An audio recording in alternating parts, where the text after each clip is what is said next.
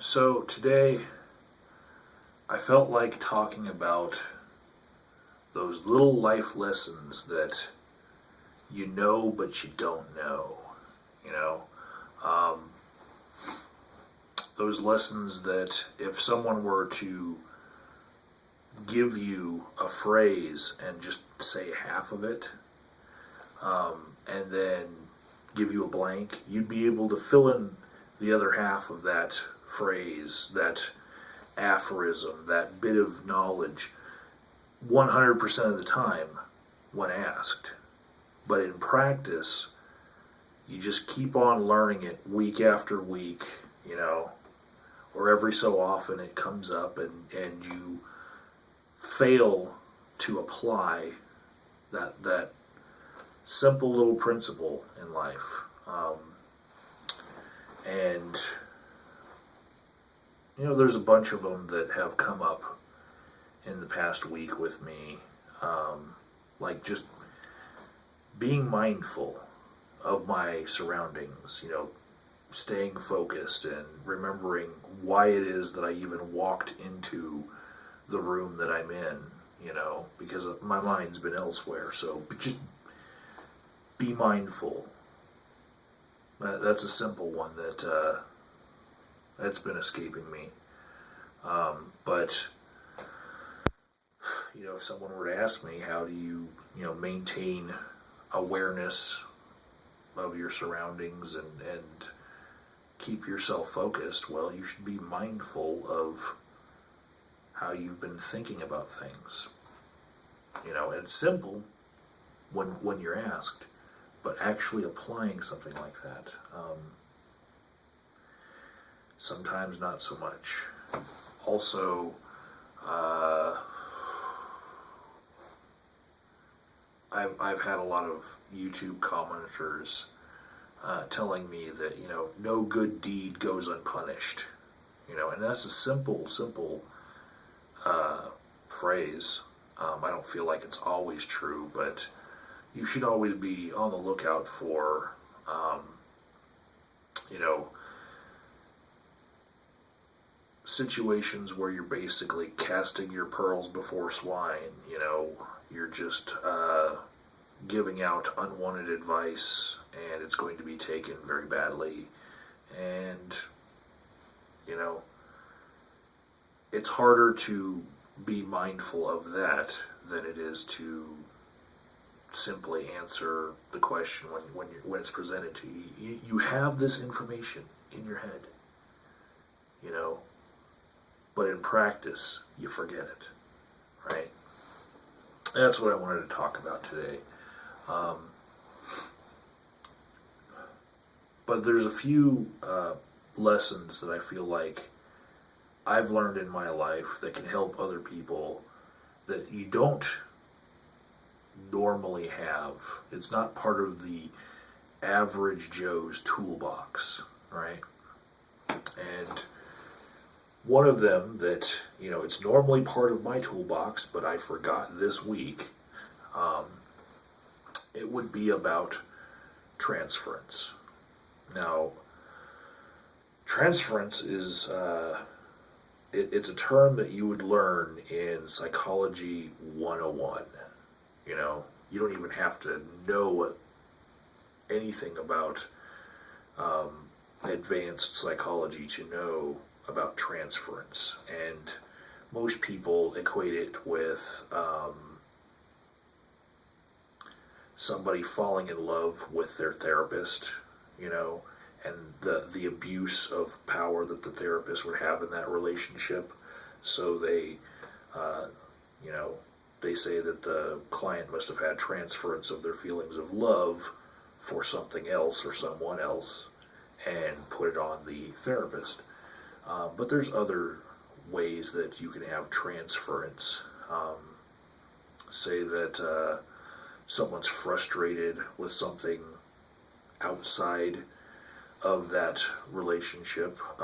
It can be visited upon the therapist or the friend or the pastor, the clergyman, whoever it is that is the listener. in that equation. That transference can come out, when someone's angry about things that they are having trouble controlling, you try to talk to them about it, and they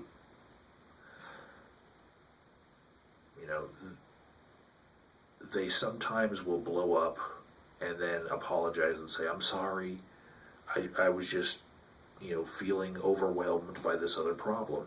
But sometimes they don't even realize that they're being mean to the wrong person, But this can happen with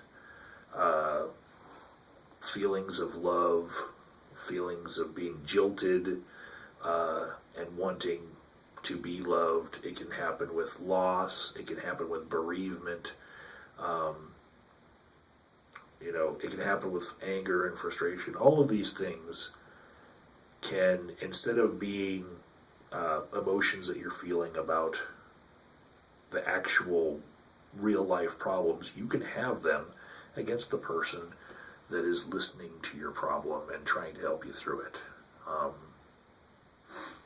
And sometimes, you're feeling one of those feelings, and then it turns into another feeling, which is still transference. Like, you're feeling a sense of loss about something outside, and then you get angry and frustrated when the listener doesn't seem to be understanding you.